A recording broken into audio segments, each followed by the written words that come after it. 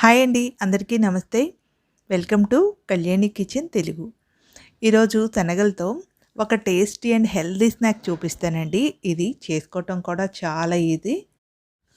పిల్లలకి ఇలా చేసి స్నాక్ బాక్స్లో పెట్టారంటే చాలా ఇష్టంగా తింటారండి. పిల్లలే కాదు, ఇది ఎవరైనా తినొచ్చండి. చాలా హెల్తీ, హై ప్రోటీన్, ఫైబర్ ఉంటుంది ఇందులో. దీనికోసం ముందుగా శనగల్ని బాయిల్ చేసుకున్నానండి. శనగల్ని రాత్రంతా కానీ లేదా ఒక 8 గంటలు కానీ నానపెట్టుకొని ఈ విధంగా బాయిల్ చేసుకోవాలి. ఇప్పుడు ఒక మిక్సీ జార్ తీసుకొని అందులోకి ఉడికించుకొని ఉంచుకున్నటువంటి శనగల్ని వేసి ఒక్కసారి గ్రైండ్ చేసుకోవాలి. ఇలా మిక్సీ పట్టుకున్న ఈ పిండి అంతటిని ఒక బౌల్లోకి తీసుకుందాం.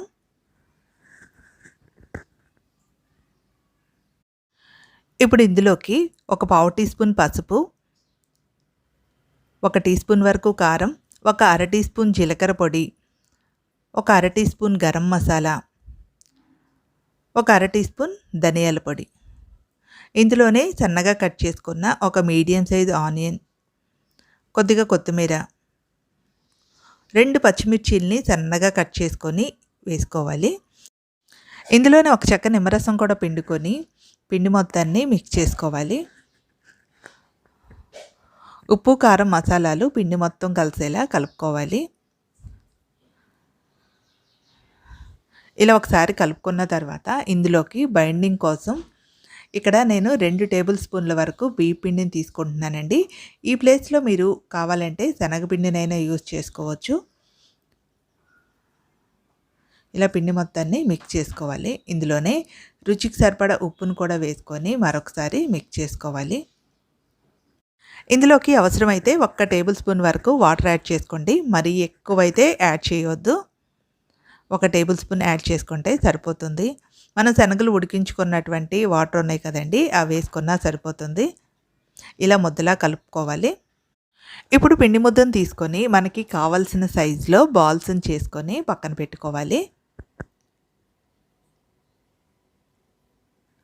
మనకి ఎంత సైజు కావాలో అంత సైజులో చేసుకోవచ్చండి. కొంచెం పెద్దగా కావాలన్నా పెద్దగా చేసుకోవచ్చు, లేదా పిల్లలకి చిన్న చిన్నవి చేసి ఇవ్వాలన్నా ఇవ్వచ్చు.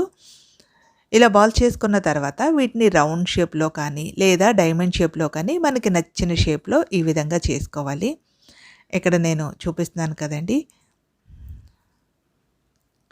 ఇలా రౌండ్గా చేసుకొని ఇలా ఒక ప్లేట్ మీద ఇలా ఒత్తామంటే కరెక్ట్గా మనకి టిక్కీ షేప్ వస్తుంది.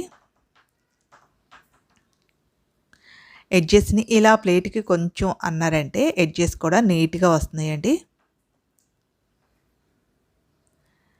ఇలా పిండి అంతటిని చేసుకొని పక్కన పెట్టుకోవాలి.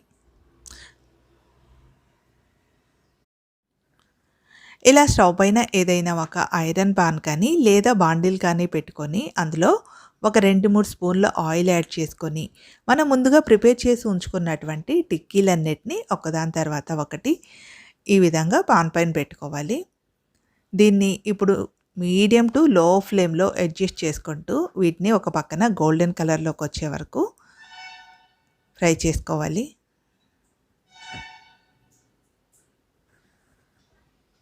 ఇలా ఒక పక్క ఫ్రై అయిన తర్వాత రెండో పక్కకి నిదానంగా టర్న్ చేసుకుంటూ మనం ఫ్రై చేసుకున్నామంటే మన టిక్కీలు అన్నది రెడీ అయిపోతుంది.